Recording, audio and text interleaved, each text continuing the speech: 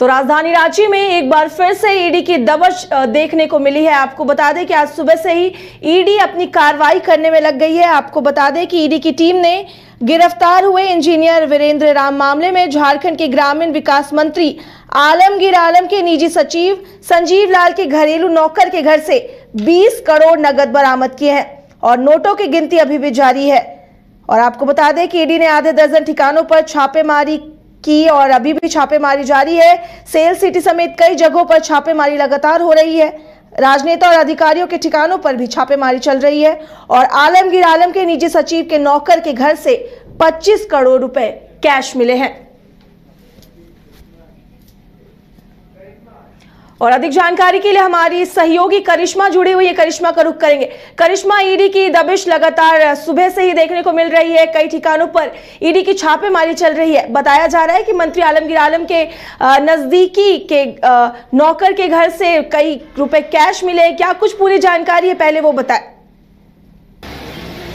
जी काजल, अगर झारखंड की बात करेंगे तो लगातार ईडी की जो दबिश है वो देखने को मिल रही है और ईडी के शिकंजे में कई ऐसे राजनेता है, कई अधिकारी है जो आ चुके हैं और अभी भी ईडी की ओर से लगातार जो कार्रवाई है वो देखने को मिल रही है। इस बीच एक बड़ी खबर आ रही है कि आलमगीर आलम के जो निजी सचिव है उनके जो नौकर है उनके आवास से लगभग 20 से 25 करोड़ नगद जो है वो बरामद किए गए। हालांकि ईडी के अधिकारियों की ओर से लगातार छानबीन चल रही है क्योंकि आपने देखा होगा कि ये पूरा जो जांच का दायरा है वो शुरू हुआ था और ऐसे में मनरेगा घोटाला से ये जांच का दायरा शुरू हुआ था, जमीन घोटाले तक आ पहुंचा है और ऐसे में आपने देखा होगा कि हाल ही के दिनों में झारखंड के पूर्व मुख्यमंत्री हेमंत सोरेन पर भी ईडी का जो शिकंजा है वो देखने को मिल रहा था और इस बीच कई लोगों को ईडी की ओर से समन जारी किया जा रहा था। देखिए, जो इंजीनियर गिरफ्तार हुए वीरेंद्र राम मामले में कई लोगों को ईडी की ओर से समन जारी किया जा रहा था और ऐसे में अब जो खबर आ रही है कि ग्रामीण विकास मंत्री आलमगीर आलम के जो निजी सचिव है उनके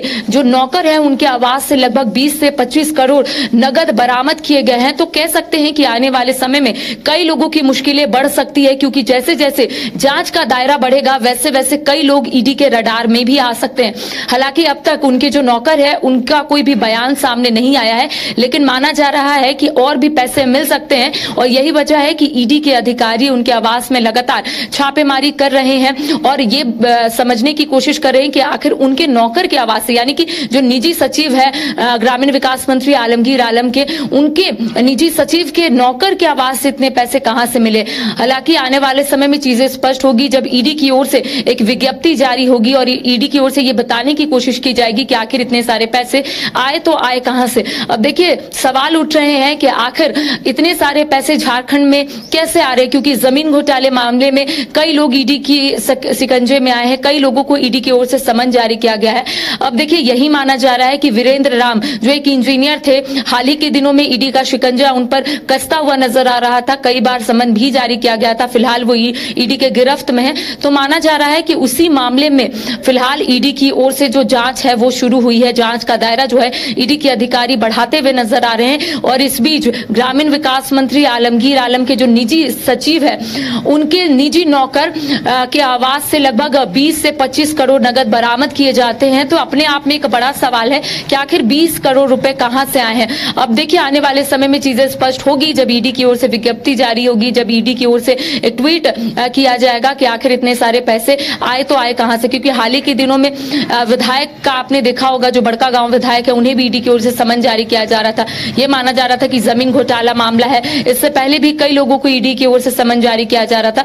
तो मनरेगा घोटाले से ये पूरा जांच का दायरा शुरू हुआ था काजल, अब जमीन घोटाले तक पहुंच गया है। अब इस बीच ये माना जा रहा है कि कई लोग ईडी के रडार में आ सकते हैं। राजनेता अधिकारियों के आवास में भी लगातार ईडी की जो दबिश है वो देखने को मिल रही है। तो जैसे जैसे जांच का दायरा बढ़ेगा वैसे वैसे कई लोग ईडी के रडार में आ सकते हैं और कई बड़े चेहरे जो है वो सामने आ सकते हैं। तो थोड़ा और इंतजार करना होगा क्योंकि अभी भी गिनती जारी है और माना जा रहा है कि ये जो 20 से 25 करोड़ का जो आंकड़ा सामने आ रहा है शायद ये और बढ़ सकता है और यही वजह है कि गिनती जो है लगातार ईडी के अधिकारियों की ओर से किया जा रहा है। अब जैसे जैसे दिन ढलेगा वैसे वैसे और भी चीजें स्पष्ट होगी कि आखिर कितने और नगद जो है वो बरामद किए गए हैं। और सबसे महत्वपूर्ण बात यही रहेगी कि आखिर उनके जो नौकर है, जो निजी सचिव के नौकर है, वो किस तरीके से बयान देते हैं, आखिर वो क्या बोलते हैं कि आखिर इतने सारे पैसे आए तो आए कहां से। क्योंकि अगर निजी सचिव के नौकर है तो नौकर की आवाज से 20 करोड़ मिलना अपने आप में बड़ी बात है। जी काजल।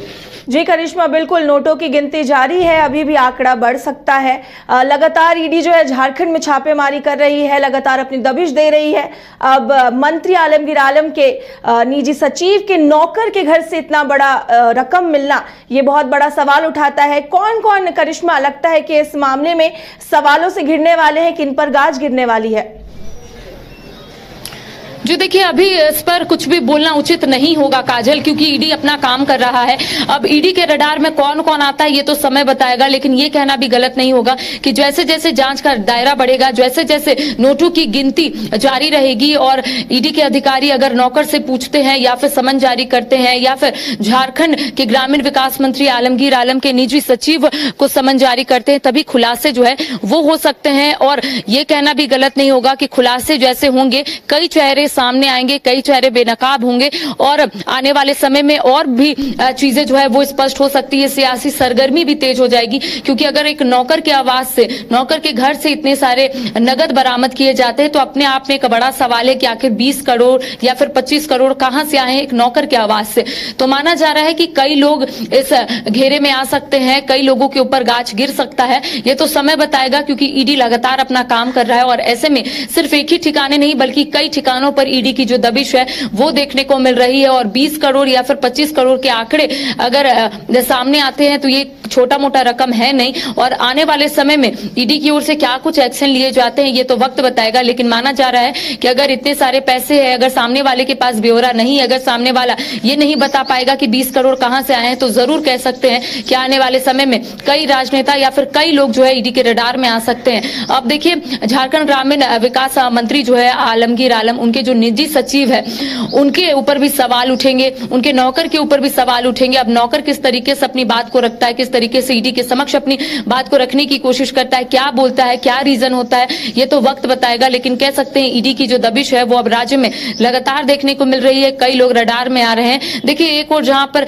चुनाव का बिगुल बज चुका है लोकसभा का, दूसरी ओर लगातार ये सब मामले को लेकर राज्य की सियासी सरगर्मी तेज हो गई है।